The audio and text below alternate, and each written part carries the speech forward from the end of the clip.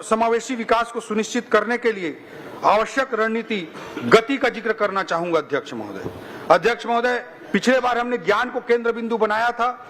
ज्ञान अर्थात गरीब, युवा, अन्नदाता और नारी, इनको अगर हमको आगे बढ़ाना है, इनका अगर हमको उत्थान करना है तो गति आवश्यक है अध्यक्ष महोदय।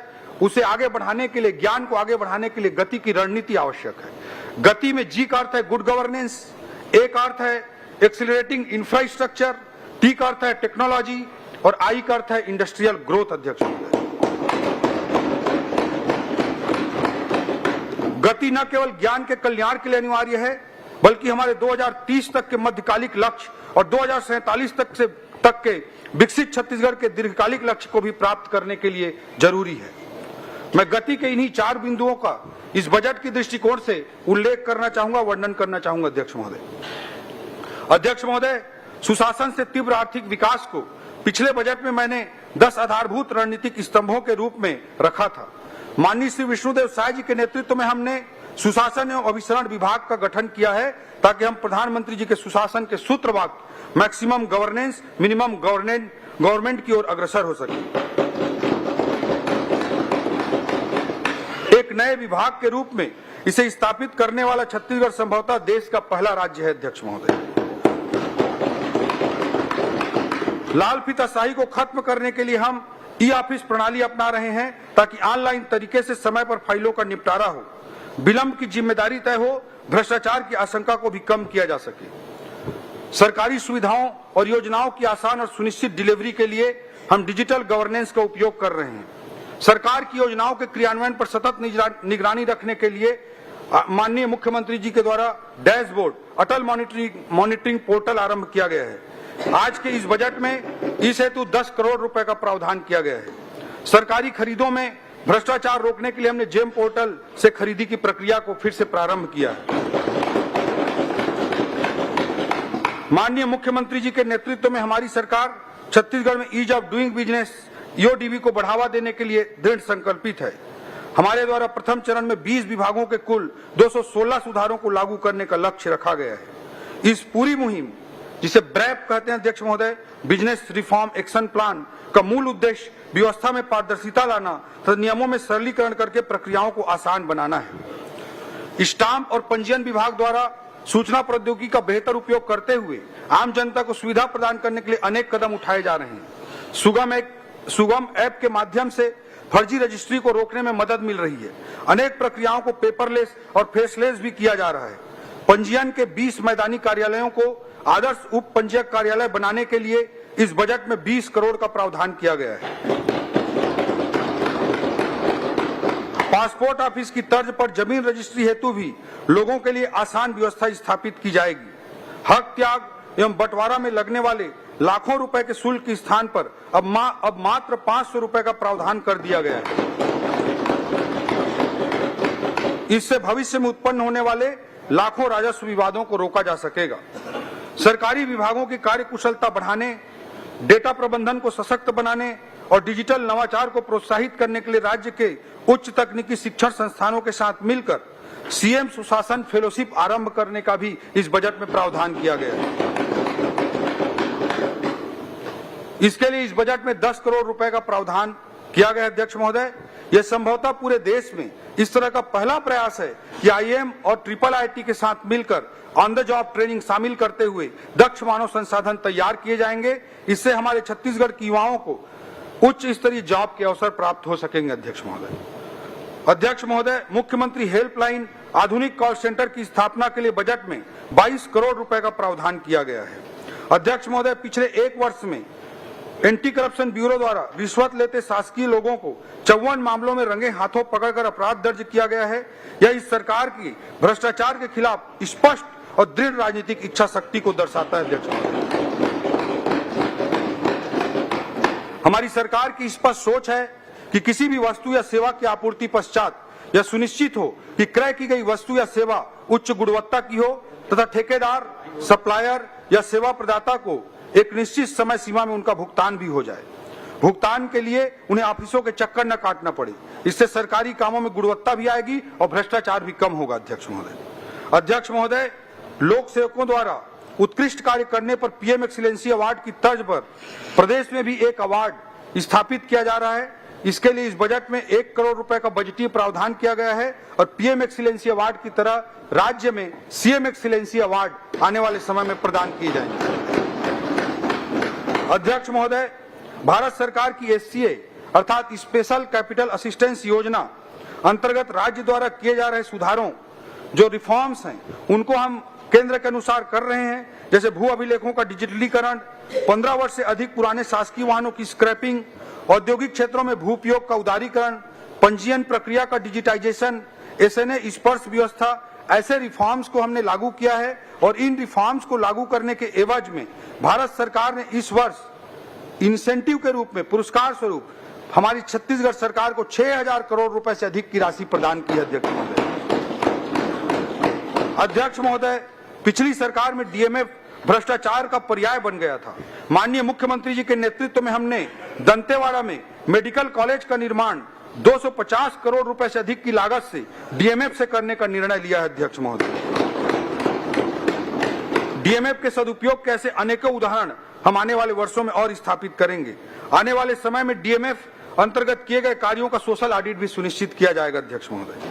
अध्यक्ष महोदय, सुधारों का यह प्रारंभ है और यही सुधार हैं जिनके पायदान पर चढ़कर छत्तीसगढ़ अमृत काल के लक्ष्यों को प्राप्त करने के लिए तेजी से आगे बढ़ेगा। अध्यक्ष महोदय, गति के दूसरे बिंदु एक्सेलरेटिंग इंफ्रास्ट्रक्चर, अधोसंरचना को बढ़ावा देना, उस बिंदु पर मैं आना चाहता हूं। अध्यक्ष महोदय, अधिकाधिक पूंजीगत व्यय, मैक्सिमम कैपिटल एक्सपेंडिचर को भी मैंने अपने पिछले बजट में 10 में से एक आधार स्तंभ के रूप में उल्लेख किया था। पूर्व में मैंने आज हमारे राज्य के 25 वर्षों की उपलब्धियों का विस्तार से जिक्र किया है। छत्तीसगढ़ की उपलब्धियों का गौरवगान इस राज्य के निर्माता भारत रत्न श्रद्धेय अटल बिहारी वाजपेयी जी को स्मरण किए बिना अधूरा है। यह सुखद संयोग ही है कि इस वर्ष को हम अपने राज्य में राज्य के रजत जयंती वर्ष के रूप में मना रहे हैं। वहीं यह वर्ष अटल जी का जन्म शताब्दी वर्ष भी है। पिछली सरकार के द्वारा पैदा किए गए भरोसे के संकट के खंडहर पर हमने फिर से नवनिर्माण का संकल्प लिया है। यह न केवल भरोसे के निर्माण का संकल्प है, बल्कि छत्तीसगढ़ के निर्माण का भी संकल्प है। हमने इसलिए छत्तीसगढ़ में इस वर्ष को अटल निर्माण वर्ष के रूप में मनाने का निर्णय हमारे मुख्यमंत्री जी के नेतृत्व में लिया है। यह निर्माण इंफ्रा का निर्माण तो होगा ही, इस निर्माण का आशय सभी क्षेत्रों में नए अवसरों का भी नवनिर्माण है। अध्यक्ष महोदय, हमारी सरकार के पहले बजट में हमने पूंजीगत व्यय के लिए 22,300 करोड़ रुपए का प्रावधान किया था। इस क्रम को आगे बढ़ाते हुए इस बजट में रिकॉर्ड पूंजीगत व्यय के लिए 18% की रिकॉर्ड वृद्धि हमने की है और अब पूंजीगत व्यय 26,341 करोड़ रुपए का प्रावधान इस बजट में किया गया। यह कुल बजट का 16% हिस्सा है और पिछले वर्ष की तुलना में 18% अधिक है। पूंजीगत व्यय किसी भी अर्थव्यवस्था की रीढ़ होती है और शास्त्रियों का मानना है कि 1 रुपए के पूंजीगत व्यय से अर्थव्यवस्था में दीर्घकालिक रूप से 4 रुपए से अधिक का आर्थिक प्रभाव पड़ता है। पूंजीगत व्यय में वृद्धि के प्रयासों के फलस्वरूप भारत सरकार ने एससीए में जो हमको राशि दी है, केवल कैपिटल एक्सपेंडिचर में वृद्धि के कारण भारत सरकार ने इंसेंटिव के रूप में छत्तीसगढ़ को 1051 करोड़ रुपए प्रोत्साहन स्वरूप प्रदान किए हैं। अध्यक्ष महोदय, मैं बताना चाहूंगा कि विगत कई वर्षों से सब इंजीनियरों की भर्ती नहीं होने के कारण सभी निर्माण विभागों जैसे पीडब्ल्यूडी, पीएचई, जल संसाधन आदि में इंजीनियरों की भारी कमी है। विगत 1 वर्ष में हमने 600 से अधिक इंजीनियरों की भर्ती की वित्तीय अनुमति दी है ताकि इन विभागों में पर्याप्त मानव संसाधन उपलब्ध हों एवं अधिकाधिक पूंजीगत व्यय करके आर्थिक विकास को छत्तीसगढ़ में गति दी जा सके। हमारी सरकार ने सड़कों के सुदृढ़ नेटवर्क बनाने के लिए रोड प्लान 2030 तैयार किया है, जिसका मुख्य उद्देश्य राजधानी से जिला, जिला से जिला, जिला से विकास खंड एवं विकास खंड से विकास खंड स्तर तक चौड़ी और उन्नत सड़कों का जाल बिछाना है। हमने छोटे शहर जो नगर पंचायत या नगर पालिका स्तर के हैं, उनके विकास को ध्यान में रखते हुए इस बजट में माननीय मुख्यमंत्री जी के निर्देश पर एक नई योजना प्रारंभ करने जा रहे हैं। उस योजना का नाम होगा मुख्यमंत्री रिंग रोड योजना। ये नया योजना प्रारंभ होने जा रहा है। इसके लिए इस बजट में प्रारंभिक तौर पर 100 करोड़ रुपए का प्रावधान किया गया। अध्यक्ष महोदय, राज्य के पीडब्ल्यूडी अर्थात लोक निर्माण विभाग के लिए इस बजट में लगभग 9,500 करोड़ रुपए का प्रावधान किया गया है, जो पिछली बार की तुलना में 20% अधिक है। राज्य बनने के बाद पहली बार एक वित्तीय वर्ष में नई सड़कों के निर्माण के लिए इस बार 2,000 करोड़ रुपए का प्रावधान किया गया। अध्यक्ष महोदय, राज्य में पहली बार राष्ट्रीय राजमार्गों के रखरखाव जैसी व्यवस्था राज्य मार्गों एवं मुख्य जिला मार्गों पर भी लागू करने के लिए उन्नत व्यवस्था OPRMC योजना अंतर्गत 20 करोड़ रुपए का प्रावधान इस बजट में किया गया है। अध्यक्ष महोदय, डबल इंजन सरकार केवल एक नारा नहीं है, बल्कि प्रभावशील वास्तविकता है। प्रमाण स्वरूप मैं बताना चाहूंगा कि भारत सरकार ने राज्य में राष्ट्रीय राजमार्गों के निर्माण के लिए पिछले केवल एक वर्ष में लगभग 20,000 करोड़ रुपए के सड़कों की कार्य की स्वीकृति प्रदान की है। अध्यक्ष महोदय,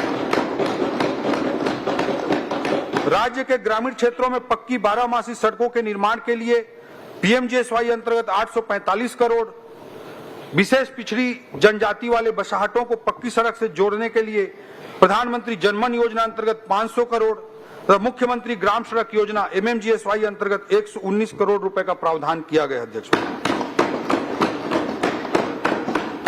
नगर निगम क्षेत्र, जो हमारे छत्तीसगढ़ के 14 बड़े नगरीय निकाय हैं, 14 नगर निगम हैं, उनमें सुनियोजित विकास को बढ़ावा देने के लिए भी इस बजट में एक नई योजना प्रारंभ की जा रही है।